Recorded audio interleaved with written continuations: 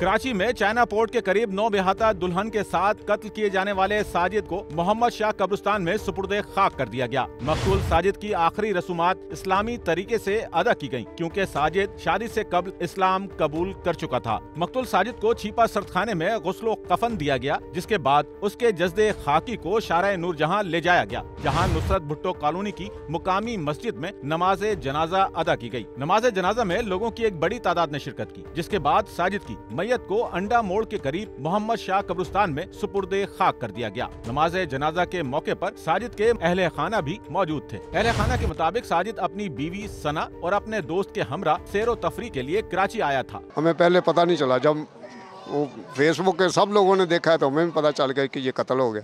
फिर हम जिन्ना अस्पताल में गए, जाके उनका पता किया, उसके बाद फिर हमें पता चला कि इस थाने से जाओ। फिर सुबह हम थाने में गए, उधर से सारी कार्रवाई कर। साजिद के अहले खाना ने साजिद और उसकी बीवी के बेहमाना कत्ल पर शदीद गम और गुस्से का इजहार करते हुए कानून नाफिज करने वाले इदारों से इंसाफ की फराहमी का मुतालबा कर दिया। ये भी साडा ख्याल करो, सारे तसम करो, हुकूमत के भी कि साडा ख्याल करो। इतने लुटे पुटे कर रहा बाहर रहा साडा, अस तो रोड पर बैठे हैं बाबा।